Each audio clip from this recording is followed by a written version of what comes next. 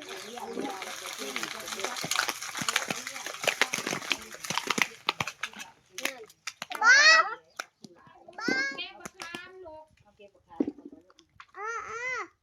สอบเบาๆขายจะได้ลายแซ่เติบแล้วจะเอามาปอกอีกให้แม่แล้วปอก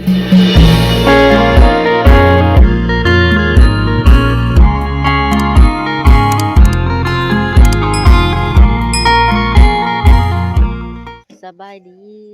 ดีพ่อแม่พี่น้องพ่อกับสาวดาคือเก่า2ผู้ละดาสาวลาวนะทุกคนตื่นยามมื้อเช้ามื้อนี้เนาะทุกคนลงจากป่าคิดฮอดบ้านเนาะนี่สาวดาตื่นเช้าโห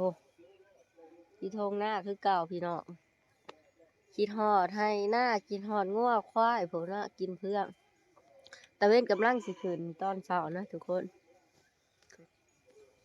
ตะเว้นกำลังสิขึ้นเนาะสวยงามอลังการทุกคนสิพาไปเบิ่งผู้เฒ่าคนนึงคนนี่ตื่นมาเราก็บ่ได้อยู่ซื่อเราดูนะเราเก็บขี้งัวขี้ควายนะตาจอย เราตื่นเช้ามาเราเก็บขี้งัวเราดูเลยทุกคนตาจอยที่หลายๆคนคิดฮอดเนาะเรามาอะไรนี่นี่เราเก็บขี้งัวตื่นขึ้นมาเราก็บ่ได้อยู่ซื่อเราดูทุกคนบ่ให้เฮ็ดเราก็เฮ็ดนะนี่ตาจอยมานี่โอ้เฒ่าจอยแล้วยังเก็บขี้งัวอยู่สารากับสิพาทุกคนมาเบิ่งสวนผักสาราเลยมาเบิ่งว่านี่ใหญ่ขนาดตั้มหน่อยเดียวดิกินบ่อยากเบิดเลยเด้อทุกคนนี่สาราปลูกเองกับมือเลยนะมักแตงมักถั่วอยู่ในสวนนี่เนาะกว่าสิได้กินตัวนี้ยังน้อยอยู่แต่ว่าก็กินได้โดนเติบเลยแหละนะทุกคนนี่มันก็อยากเบิดแหละมักแตงนี่มักถั่วก็มีแต่หน่วยยาวๆใหญ่ๆเลยทุกคนนี่ผลงานสาราผลงานนี่นะมักถั่วก็เป็นแหละเพราะได้กินบริสื่อเขานะทุกคนนี่มักถั่วสารานะมาอัปเดตให้พี่ๆเบิ่งว่าตอนสาราเห็ดสวนตอนน่ะนี่มักถั่วเนี่ยถั่วสารานี่ก็เป็นหลายพ่อประมาณเลยเนาะพอได้กินบริสื่อเขาทุกคนนะมักถั่วยามมื้อเช้าสลากก็สิมาโหดแต่ละมื้อเนาะนี่ตัวนี้เป็นบักทั่วพุ่มนะทุกคนแห้งหลายตัวนี้ก็จะเป็นบักทั่วพุ่มแห้งหลายทุกคนนี่หน่วยสีแดงนี่แห้งหลายพวกปลาโถสลากกับปลูกกินเป็นเนาะพวกหลายเลยทุกคนนี่บ่เชื่อว่ามันสิเป็นหลายปานนี้เนาะสลาปลูกนี่ป้าเป็นลายตัวนี้บักทัวเนี่ยพาพี่มาเบิ่งบรรยากาศตอนเช้าอีกเนาะอยู่ภูหันบ่ค่อยได้เห็นงามๆแบบนี้เนาะมีแต่ป่าแต่ภูเขาบางไว้เนาะนี่สดาลงมากินฮอดบ้านยังขากเลยโอ้แม่ก็โหดบักพริกอีกฝั่งนั้นดูน้องสานะสวนสดาปลูกอยู่ฝั่งนี้เด้อตะเวนกำลังขืนงามๆเนาะโอ้อยู่นะอันนี้นะนี่อันนี้แหละความสุขที่แท้จริงบ้านเฮานะทุกคนปลูกกินปลูกอยากธรรมชาติถึงสิบ่มีเงินบ่ร่ำรวยก็บ่ได้ไปซื้อเขานะทุกคนนะบักทั่วบักแตง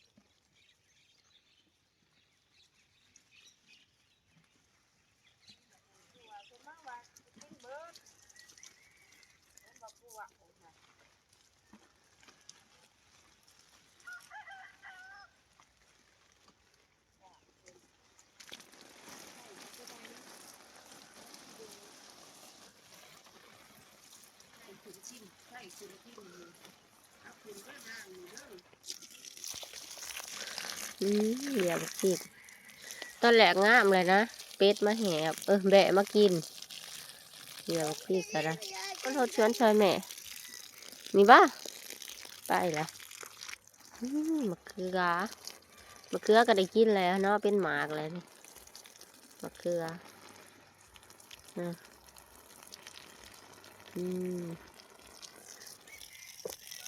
นี่ผักหอมปลอมปลูกรอบก่อนจนมันดอกเลยนะทุกคนนี่ของสดานี่นี่ตอนนี้โซดาปลูกใหม่เลยเนาะ3 เลยหลังจากที่โซดาโฮดสวนแล้วก็สิขึ้นมาหาแตงกินแตงยาแล้วสิพัดเขาให้ลูกสาวกินแต่บ่ฮู้ว่าแม่เราสิกินข้าวเช้ากับหยังเนาะมื้อนี้บ่ได้ไปไสหรอกพี่น้องอยู่เฮือนว่าสิพัดข้าวให้ลูกสาวกินบัดนี้บ่เฮียงสิหยังทอดไข่บ่ทอดไข่ย่างบ่แล้วไข่หั่นเด้ย่างน้อยหนึงสิใส่พัดข้าวหั่นเด้ทอดไข่บ่ได้ไปไสอยู่บ้านมื้อนี้มาพัดข้าวให้ลูกสาวโตว่ามื้อนี้ก็มีเวลาหลายอยู่ดอกเนาะว่าบ่ได้ออกไปไสก็สิได้พักผ่อนแน่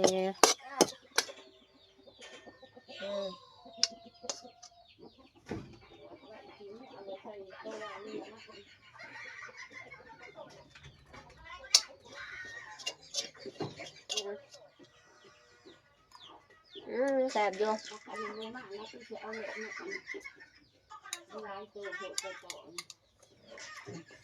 เอา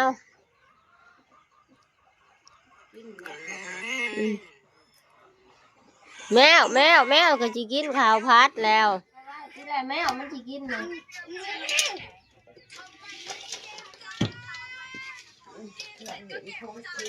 เอาข้าวป้อนน้ำลูกแล้วเรียบร้อยใช่ไหม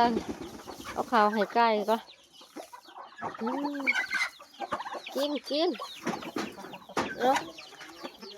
เป็ดทั้งไก่กินจริงเป็ดไก่ร้ายกว่านี้นะทุกคนมันลงทงหน้าเบิดมันไปหากินต่างหากเนาะชิตาเด้มันเบาเป็นเด้ทุกคนเห็นป่ะกินข้าวกับยังชิตาเบาเป็นสัตว์เลี้ยงข้าวคล้ายทั่วบ่ขาดบ่บ่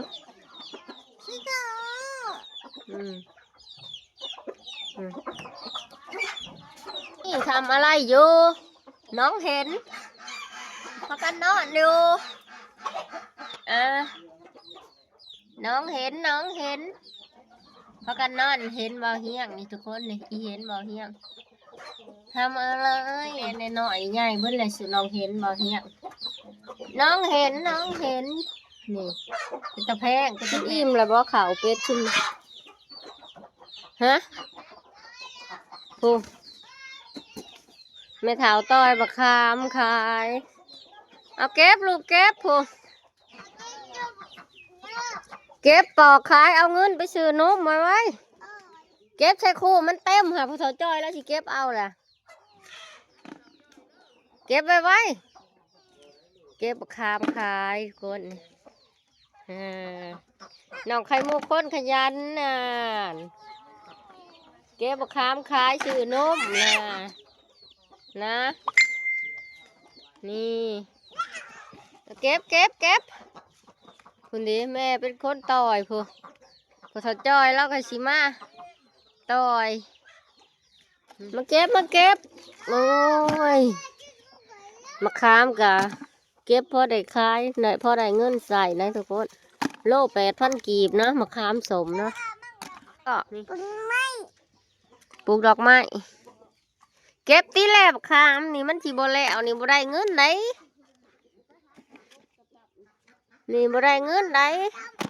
เก็บมาไว้บ่ได้เงินไหนเก็บไปขาย8,000ก็พอได้ซื้อบักพริก8 นัวย้อนนะทุกคนบักขามเนาะขามสมโล8,000 กีบนะทุกคนเก็บใส่กันนี่พามันแล้วเก็บบักขามขายตาจอยเราก็ดูเราก็มาเก็บซอยกันทุกคน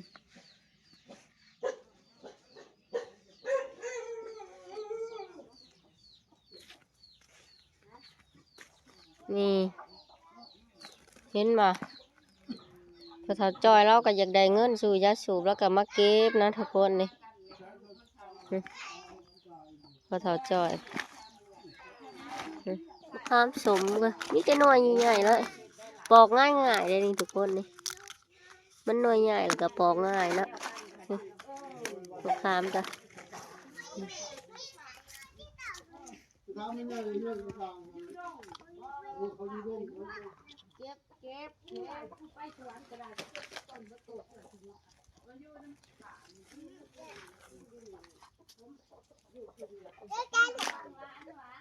เฒ่าจอย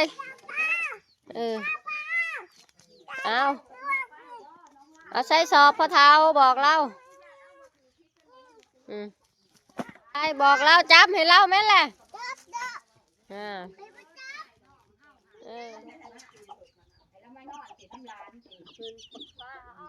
เป็นบ่มีเรื่องงานกับบ่มีเรื่องเป็น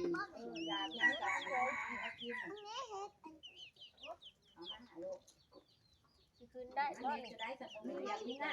หาการแล้วเป็นอย่างเรียกพวกกันชาติจะเก็บเด้อมาเฮาก็บอกเรื่อยๆบ่ได้บ่มากก็ว่าบ่ได้กำลังแล้วแต่ เรียกแต่กระชากเฮาข้างเฮาด้วยนะเฮา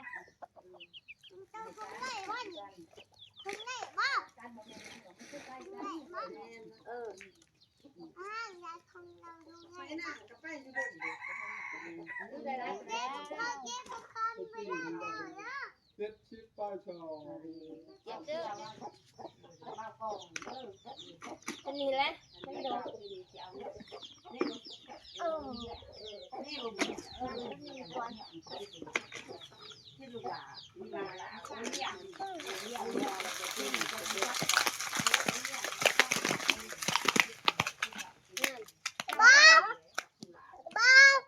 ยัง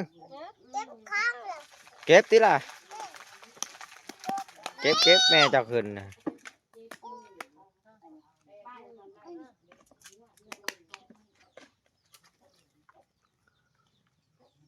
เก็บเด้อมันสิโลดหลายแต่ตัวนี้มาใหญ่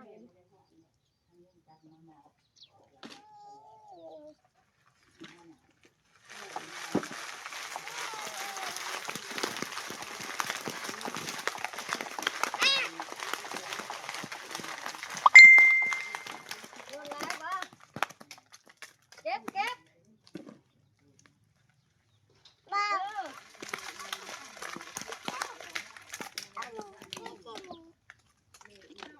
cái tiền rồi nè bây giờ tôi cái tiền đầu nè có cái đầu nè จานแล้วได้หลายหรือเปล่า lại lại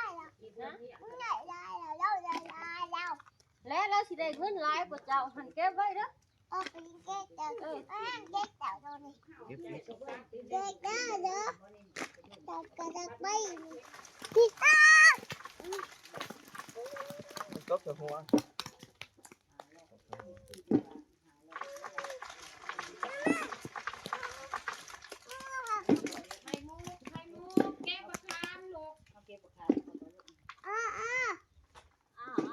บ่มีน้องกินได้หันเด้อมันจับมันไว้ mami đâm nữa mày hành ở đâu ทำโคก không กำลังลงมาแต่ต้นขามพี่น้องหัวหยุ่งหัวผู้เบิดพอเฒ่าจ้อยเป็นคนเก็บมาเบิ่งอาสิได้จักสอบทุกคนฮักได้3 สอบบ่ไข่หมู 1 สอบ 2 สอบ 3 สอบเนาะได้3 สอบพี่น้องเมื่อยหลายเติบ3 สอบเบาๆขายก็ได้หลายแสนเติบเนาะจะเอามาปอกอีกให้แม่แล้วปอกขาย3 สอบได้เงินเลย ไปได้เงินไปซื้อนกไม่ลูกข่อย ไข่มุกกับข่อยสิชื่อนก แม่ลูกอ่อนก็พ่อแม่ลูกอ่อนฮักกับมาแต่ดงนี่ได้เครื่องสอบหน่อยเลยนะทุกคนได้อยู่20 โลนะนี่พอเฒ่าจ้อยเราก็ดูปอกซอยกันเราอยากได้เงิน มันน่าสันน่าได้ ข่อยเฮ็ดท่อแล้วก็สิบ่รับซั่น คอยคืนเมื่อยเลยเด้วันเช้านี่มันจะป๊อกมาเลย ถ้าพักยาแล้วก็บ่ได้ฟ้องบักคามน้ำมันเพิ่น นี่แหละ มื้อแรกกับมีคลองแน่ก็คือสิแล้ว มารับแล้วเขาอยู่ในหน้าแบบนั้นนี่แหละเขาเอิ้นมารับ บอกแล้วเราอยากได้เงินว่า คันเราบ่นอนกูกอก เลี้ยงใช้กันนี่เย่แบบใด นักก็บ่ชอบนึง คืนให้3 สอบแล้วบางเช้านี่บ่เพิ่นมาปอกนะโกนปอกแล้วสอบหนึงแหละ รับทีละท่อ ยัง2 สอบพุ สอง พอเฒ่าจ้อยเราก็ดูเด้เราอยากได้เงินนะทุกคนนี่ เราอยากได้เงินไปซื้อเลขนี่ ข่อยเฮ็ดท่อแล้วก็สิบ่รับซั่น คอยคืนเมื่อยเลยเด้วันเช้านี่มันจะป๊อกมาเลย ถ้าพักยาแล้วก็บ่ได้ฟ้องบักคามน้ำมันเพิ่น นี่แหละ มื้อแรกกับมีคลองแน่ก็คือสิแล้ว มารับแล้วเขาอยู่ในหน้าแบบนั้นนี่แหละเขาเอิ้นมารับ บอกแล้วเราอยากได้เงินว่า คันเราบ่นอนกูกอก เลี้ยงใช้กันนี่เย่แบบใด ฮะใช่ทั้งการแดดทั้งการเย็นแล้ว มารับตัดเดี๋ยวเพื่อนแหละ มาใช้อยู่บ่ ก็บ่มีห้า ใช่แบบสูตรเก้าหันแหล้วสีเหลือง ชอบกินแท้ มันคิ้วอะสูตรเก้าสีชมพูหันหอม หอม พอดีใส่มันบ่ถือ ใส่สีเหลืองมาถึง ก็คือสีเหลือง ใส่สีชมพู แต่ผู้ถือคือกันผู้บ่ถือกับมันใหม่ ๆเป็นช นะ อบเห็นบ่กัน บ นี่ อกกระปู ผู้บ่ถือกับใหม่นะ พูดมาเซ็นกัน เห็นว่าลำตัดกันแม่ประโยชน์นะจังสั้นก็ยังอยากไปเป็นหางเครื่องเขา ได้เงินบ่ได้ว่าสิแม่ฝาก เรามีแต่หน่อยใหญ่ๆพี่น้องสาราคือคืน นี่ เลย บดขึ้นนั่นแหละ ที่อีก ลำมัน2 คนโอ้ก็ว่าปานนั้นก็ยังอยากไป เบิ่งเด้อพวกเจ้าพี่น้องเอ้ยเบิ่งเอามีจ้อยแล้วเอาผู้เดียวได้ เว้าให้ FC เบิ่งให้เราพี่น้องนี่เราเว้าผู้เดียวเราบัดเฮาเว้ากลับแล้วเราบ่ได้ยินหาเฮาก็สิชานเว้านํเรา หางเครื่องก็ได้ที่ไหนใส่เท้า2 แถว 3 แถว แล้วสอนเรื่องผู้สาวมาหาเครื่องได้ทุก ก็ คน ได้แต่ตบมือแปะยืนเดินขึ้นโอ้ตัวปานนั้นยังอยากเป็นหางเครื่อง อันนี้เราเว้าผู้สาวนะคะ ผู้เจ้า หางเครื่องมารับผมรับมือไผนี่เนาะมันก็เต้นได้ดียืนตบมือแปะ 15ปี14ปี สอนเรื่องผู้สาวหางเครื่องเด้พี่น้องสอนเรื่องผู้สาวหางเครื่องนี่ ผู้สาว เช้าดาเว้าถ่ายคลิปแล้วนี่เราบ่ได้ยินได้พี่น้องเด้ ผู้สาวกับมีนไหนเราสอน อันนี้ตาจอยเราบ่ได้ยินเช้าดาเว้านี่เราก็บ่ได้ยิน พักยาแล้วปอกมะขามบอกเขาจะนี่ ใจสิล่ำ แม่กับแม่คืนมะขามให้3 สอบมื้อแรกสิคืนให้อีกเอา2 3ผู้เฒ่านี่เมื่ออักละปอกนี่คันบ่ปอกเบิดบ่ได้ขายบอกมีของเท้าเงินบัดเดียว บัดเดียว บอกเราแล้ว ทนมาได้ดอก มีแต่เพิ่นสิสั่งเขามาเอาหลุดแหล้วฮะว่าแต่แล้วบ่ป้าบ่ได้โทษนะโทษนะสู้เรา ให้เขามาเอาบักขามนี่เราว่าแล้ว ทีหน้าใครจะนี่เราก็ว่าเลย สาวหางเครื่องงามบ่ ฮะ ผู้สาวหางเครื่องหันงามบ่ งามเนาะพงามมา แหม สัมพิไทย มากก็มากผู้สาว18 ปีได้นี่พี่น้องเอ้ยตาจ่อยนี่ คือพากันมาเขาสอดเที่ยว ไม่ได้ นี่ ชิด เออ นี่อะไรได้เห็นว่าหูหนวก สอดเที่ยวหมดทุกคนแล้วฮะ อ่าน มาอันผัวก็บ่มีเงินเนาะเนาะ จะไปยืนอยู่ ทา นี่ ง นะ ด้านกึด ไม่ใช่ของกันนอดมือกันนะพาเงินเบิด มันยิบมิดนะวะ ที่หา มันไม่ใช่เอาเราเป็นชุดเลยเนาะ ก็บักขามขายพี่น้องได้เงินดีอยู่ได้นี่โล8,000พุ่นได้เนาะนี่ได้หลายโลเติบสิ30 โลแล้วซ้ำนี่นะทุกคนนี่ ปอกแล้วก็เสียมาขายปั้นเงินกันกับผู้เฒ่าเลยปั้นผู้เฒ่าจอยปั้นไม่ยี่คองปั้นไม่ยี่โบ ให้เงินซื้อให้ลูกกินบ่มีลูกก็ได้ ผู้เฒ่าเก็บล้างโคตรอยู่ผู้เฒ่าจอยก็โอ้เจ็บแอว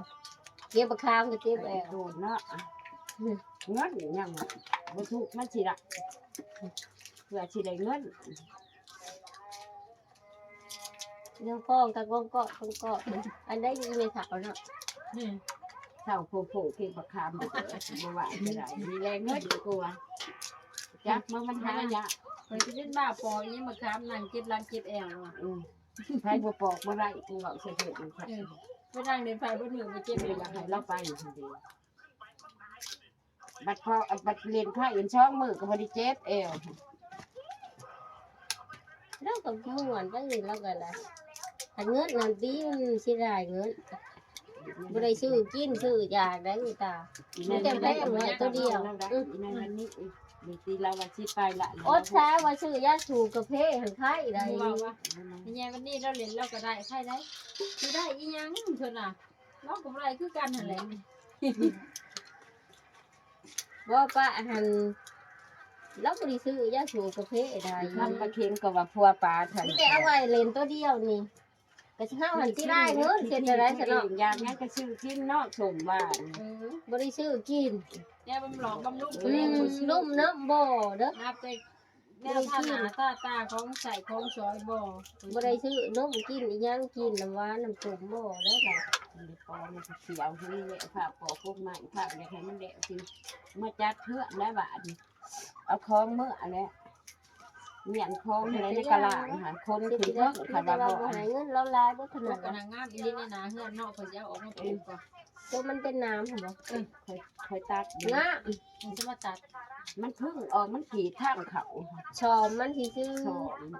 มันเป็นดอก อันนั้น มั มี จากโล มีเงินได้ปลูกกกอันนี้เขาเจ้าว่า เออ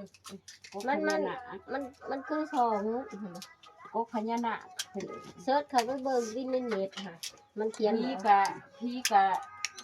จอยชูอันนี้มื้อนี่เอ้ายังไปเย็บทอง เขา อีก เขาเนี่ยจอยสู่ชีวิตได้เราอยากได้เงินเด้ เออ ไปเล่นไพ่เด้โอ้ยเจ็บหลังเลยแล้ว อันนี้ มีเงินว่าไม่ใช่เงินว่าสิชื่อว่า โอ้ยเราอะ เมื่อยบ่ ยังอีกกกหนึงเลยบอกเราได้ยังอีกสอง ยังช่องโป๊กถ้าสิเฮ็ดถ้าสิ ยังอีก2ต้น 10 สอบปุ่นใด ต้นไหนแห้งลายนี่ หัวกับมีอภัยได้ยาว บ่ได้เงินไปเล่นไพ่เด้ซะบ่เสียดายบ่ ฮะ ได้เงินแล้วไปเล่นไพ่บ่เสียดายบ่ เออ จะกินจะก่อนได้ อย่างว่ามีบักคามตัวนี้ก่อนนะที่กบนี่ได้เปลือก บ้าบื้อละออกมา2 มื้อได้เงินเบิดหิวข้าวเพิ่นนะมาแล้วก็จี้สินอน ใส่ข้าวพัวกับนี่อันนี้นะนี่บ่ได้กินข้าวเบิด จะอีตน ก็กล้าคือยังมุดหัวก็ได้มุดคนจุ่มมุด ไปเล่นไพ่ก็จะได้ไพ่เขายังถือเต็มมือไพ่เพิ่นชี้หาแต้มหันเพชรมีเงินตื่นนึงก็บ่พอเล่นเนาะ ที่ว่าแล้วสั่งมาว่าให้มันน่ะเอาอีชากันเนี่ย ก็สิได้ไปบ่ลูกเราอยู่ไพ่ ไปเดี๋ยวไปก็ให้อีชาไปเขาให้อีอันไปเขาจะเทนหลานไปในอีนี่อีสา เอามันไป จะมาไปไปดูสิบอกเอามาเลยจ้ะถ้าก็อยู่ เขาเนาะให้เงินมันเนาะโดนมา ทำมาจากกรุงเทพ ค่ะกำเพาะ เงินค่าหัวพอมันก็สิไปหลังจะมาเข้าได้เห็นดีเลย ฉันเคยลูกจะ คอยเขาช้าอีกเล็กก็ได้มันจะได้ค่ะมืออื่นแล้วไปเสีย เจ็บหัว เป็นมะขามว่าอีกคนเดียวเนี่ยไปอีกที่ปอกระปะ บอกว่าอย่าให้เราไปเล่นพระอีกที มันคือเทละนะอีกเถอะ บ่นะว่าเอามื้ออื่นหันให้เราอยู่ก็บักคามถามมันแล้วก็ขายจะเอาเงินเลยจ้ะ มีการ อย่าไปได้สิไปจะได้มื้ออื่นกว่าสิเฮ็ดอันนี้ ใกล้ก็ค่ำพุ่น แล้ เด้ ว อ ก็ฮัดอื่น โอ้ยเฮ็ดจะเละเอาตอนเช้า บ่แล้วเฮ็ดตอนบ่ายได้ หัน เฮ็ แล้ ด บ้า บ่าย หันเลย เนี่ยกูซูนนักโลกตาเล่าบ่ได้อัน ใกล้ก็ต้นแล้ว ทำนี่ก็เฮ็ดแล้ว ไปต้นแล้ว ทำ4 5โมงเราจะไป เพราะนะเขาอยากใช้นูดคดีแหละอยากใช้หลาน ค่ะ เพราะไอ้จิตกระดับโอ้กูว่ามีแต่เล็ก ท่านบ่จากนอกว่า กูเห็นนักอันนี้ได้บ่ได้ยังอีเอ็ดบ่ได้แต่งเติม พี่อึมันไม่ถูกเต็ม สำหรับกูไม่สานกันเนาะ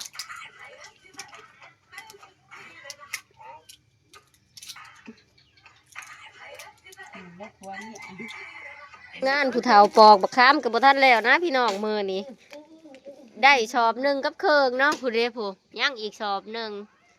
นี่นะปอกบ่ทันแล้วมันจะคำก่อนฮะมากออกแล้วก็สิเอาข่าวต่อเอาไปแป้งโชคเดี๋ยวสิเป็นตะขี้รถคันนี้โชคตายเบิดสองม่างคืนผู้กับเจ้าดาวบางหันวันนี้มาประกอบข่าวอีกทุกคนนี่ล้างไล่มันดีๆมันก็สิมันยังใหม่อยู่เนาะรถบ่ทันได้ล้างได้ไล่นี่อะไรคันสีหายเข้าไปเห็นเอาอันเนี้ยไปน้ำนี่กระจกอยู่เทิงหันเด้อยู่ในตู้ฮะซื้อมาแต่ปักแซงบ่ทันใส่เลยประกอบข่าวอีกทำบ่ทันแล้วเราทุกคนเนาะสำหรับคลิปวิดีโอนี้โซดาสิจบเพียงสำนีก่อนนะทุกคนพอกันใหม่คลิปวิดีโอหนาของโซดานะทุกคน